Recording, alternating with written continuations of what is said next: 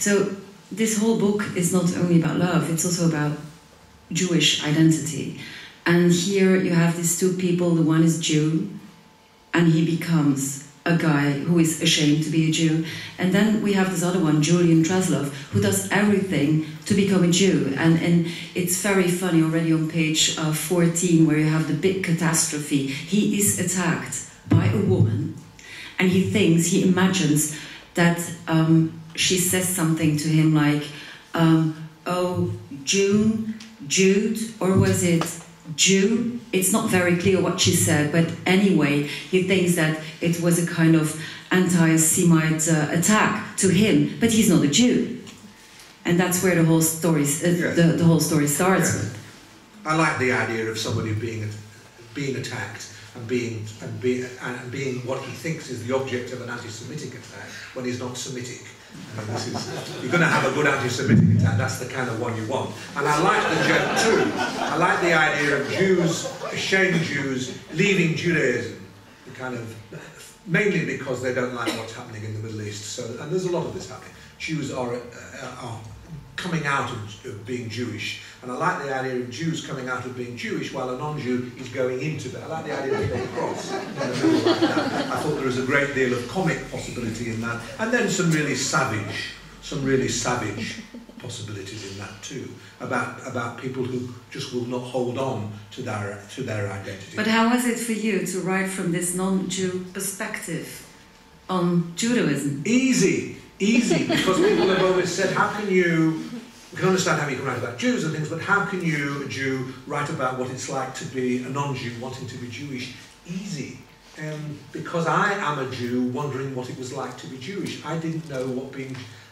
I grew up in a Jewish family in the north of England, and we knew we were Jews, but we had no big interest in being. For us, being Jewish meant going to the synagogue once a year for Yom Kippur. I had a bar mitzvah, all our friends had bar mitzvahs, but that just meant some rabbi came along and you learned and taught you something, and you learnt it off like a parrot, and you said it, and then you became a man, and your parents bought you a new suit, and that was fine, and you'd get lots of presents from your family, and you'd have a party. That was what being Jewish was. Otherwise, I didn't know what being... My father didn't know what being Jewish was. My father was frightened of the synagogue. I was frightened of the synagogue. My father... Why were you frightened? They were speaking another language. And you'd go into the synagogue and they'd all be old men, all old men. And you'd go in and they'd go, shh, shh, and they'd stare at you. It was a frightening place. I didn't know what it was about, and I didn't have anybody to help me. And it was in a period when Jewishness was very much like that. We were all, just after the war, all our families were wanting to forget about it. Not be un-Jewish, not be ashamed. We weren't ashamed Jews, don't get me wrong. We absolutely were not ashamed Jews. There was no reason to do any of that. We were actually quite proud Jews, if anything, but we didn't know what we were proud of. I'd say to my father, what is this Jewish thing? He'd say to me, whatever you do, go out, if you like, go out with Gentile girls, have a nice time, but I want you to marry a Jewish girl. And I'd say, why is this so important? And he'd say, because if you don't marry a Jewish girl, you'll lose your Jewishness. Some and I'd say, Finkler... well, what is this Jewishness? What is this Jewishness that I'd lose? He'd say, you'd then be married out. So it was this circle. If you marry out, you lose your Jewishness. And what's the Jewishness you lose? You lose it by marrying out. I can never have any sense of what this whole thing was. So I am, to a degree, I have been in the course of my writing novels. This is my 11th novel. Half of them have been about Jewish questions. Only in the course of writing these novels have I become truly curious about being Jews, and I astonished my family when I started to write about Jews. My father was horrified. I said, I thought you'd be pleased, look, I'm Jewish. He said, yeah, that's too Jewish. But how did the Jewish then become part of your subject? I mean, was there like a moment, something that happened that you decided just to search for yourself, for your own identity? I think it began when I went to university. I went to Cambridge. My parents were very keen that I should become an Englishman, and I went to Cambridge to read English literature, and I loved English literature. But when I got to Cambridge, I discovered that just as I'd been an outsider of Judaism growing up in a Jewish world, here I was in Cambridge, and I was an outsider of the Gentile world. I didn't like being, I felt very uncomfortable being a Catholic. I didn't like the way they looked at me. you'd go to, I remember a particular medievalist that taught me, and I'd go to this medievalist's room, and he was somebody that kind of wore he wore a kind of smock, a medieval costume, and he had instruments, old instruments, whose names I didn't know, leaning against the wall, and he kind of, when you went in there, you thought of things to do with churches that I didn't know the names of. I just felt entirely foreign, and when I looked at him, I saw my reflection in his eyes, and what I was this little humpbacked monster. That was what he saw. I wasn't even flesh coloured. I was green. Now people have said to me, "But that's you. He didn't look at you like that." But I think he did.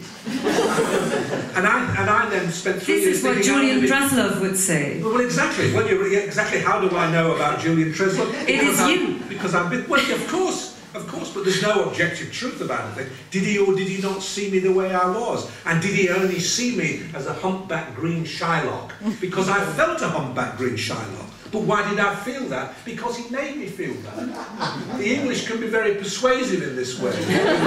No, maybe also because you let it happen like that. Well, why did I let it happen like that? I'm prepared to accept that. We're not in any argument here. I think you don't know. But anyway, I long to be exactly as Treslov longs to be Jewish, I long to be English. There were so many things I wanted. There was my father, who couldn't answer me a straight question, who'd never read a book in his life, who drove a taxi and sold things on the markets, stood on the back of a lorry, and a lady over the auction things up, and a lady over there, and a lady over there, and made people laugh. And when he wasn't doing that, was a children's magician who used to pull rabbits out of his coat, pull out a wire. That was my father. And I was longing to have an Englishman, maybe a novelist for a father, or a medievalist for a father. Or I used to read scenes in novels in which boys were called into their father's room. And the father had a study. My father didn't have a study, my father had a band. Called into your father's study, and he had an oak desk. My father didn't have a desk. My father had an armchair which he fell asleep in. And the father would say, "My son, how are you, my son?" My father didn't talk like that. There was this whole world that I longed to belong to, and could never belong. So I know all about the business of wanting to belong to another culture. But that wasn't your question. Your question was, when did I start being interested in Jews? I think it was then. I think it was when I went to Cambridge. I realised, hang on, I'm Jewish. What they are seeing is a Jew, and that was when I became conscious of being Jewish, and then being interested in the idea of being Jewish. But it was some years yet before I started to write, and only when I started to write did I realise, to my absolute astonishment, that I had to write some of the time as a Jew, that my first hero was a Jew.